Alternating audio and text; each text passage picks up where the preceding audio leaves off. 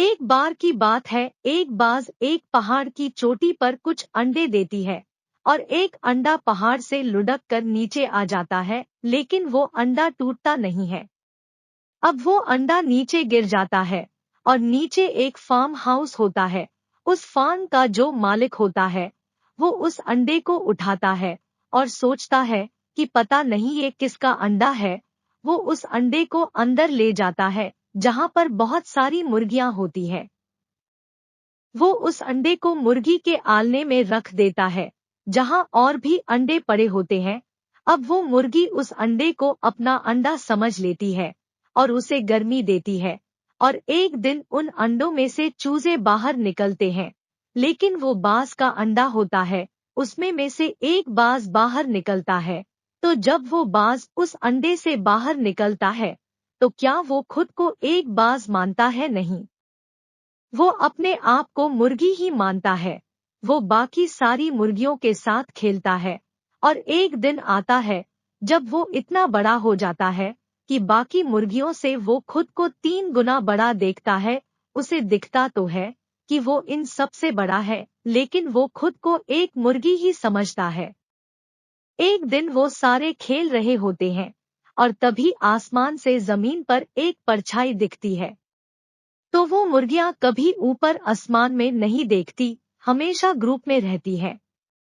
तो जैसे उन्हें लगता है कि कुछ खतरा हो सकता है तो सारी मुर्गियां अंदर भाग जाती है और छुप जाती है। लेकिन बाज आसमान में देख भी सकता है और ऊपर उड़ भी सकता है। तो वो ऊपर देखता है कि एक बहुत बड़ा पंछी नीचे उड़कर आ रहा है। वो नीचे उतरकर उसी फार्म में आ रहा है। तो वो बाज कहीं जाता नहीं है। अब बाज का बच्चा देखता है कि एक बाज सामने उतर कर आया है और वो बाज उसे बोलता है कि तुम यहाँ क्या कर रहे हो? तुम भी एक बाज हो, तुम इन मुर्गियों के बीच क्या कर रहे हो? तब वो बाज का बच्चा बोलता है कि मैं बाज नहीं, मैं तो एक मुर्गी हूँ, इसलिए इनके साथ खेल रहा हूँ। तब वो बाज बोलता है कि नहीं, तुम अपने आप को देखो, अपने बड़े आकार को देखो, तुम मुर्गियों से कितने बड़े हो।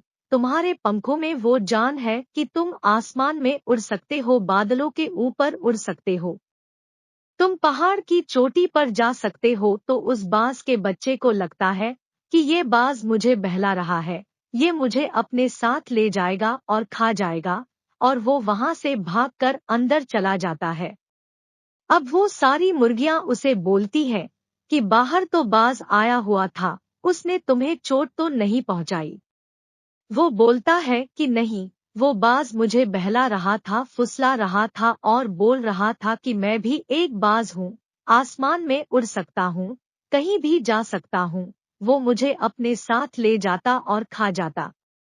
तब सारी मुर्गियां बोलती हैं कि हाँ, तुमने बहुत सही किया। अब जरा सोचिए कि वो बाज का बच्चा क्या सच में बच गया? उसके अंदर वो काबिलियत थी, वो ताकत थी, लेकिन ईगल ने बच्चे को एक मुर्गी बना दिया, उसकी मानसिकता ने। तो दोस्तों, हमारी जिंदगी में भी बिल्कुल ऐसा ही होता है। हमें लगता है कि हम तो कुछ कर ही नहीं सकते, हम कभी कामयाब हो ही नहीं सकते।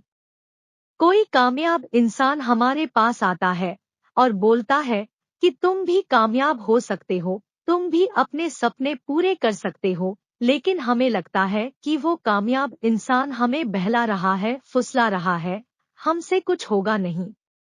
लेकिन यहाँ हम अपनी काबिलियत को, अपनी ताकत को कम समझ रहे हैं। दोस्तों, आप किसी भी कामयाब इंसान को देख लीजिए, किसी भी करोड़पति इंसान को देख लीजिए, 80% से ज्यादा कामयाब लोग सेल्फ मेड हैं। मतलब वो जीरो से शुरू हुए हैं और अब जाके सफल हुए हैं। तो आप भी सेल्फ मेड बन सकते हैं, लेकिन आप बनेंगे तभी जब आप अपनी मानसिकता को बदलेंगे। क्योंकि जो आप मान लेंगे वही आपकी जिंदगी बन जाएगी। तो अपनी मानसिकता बदलिए और आपकी जिंदगी में बदलाव अपने आप आएंगे। तो हमें कमेंट बॉक्स में बताएं यह स्टोरी आपको कैसी लगी।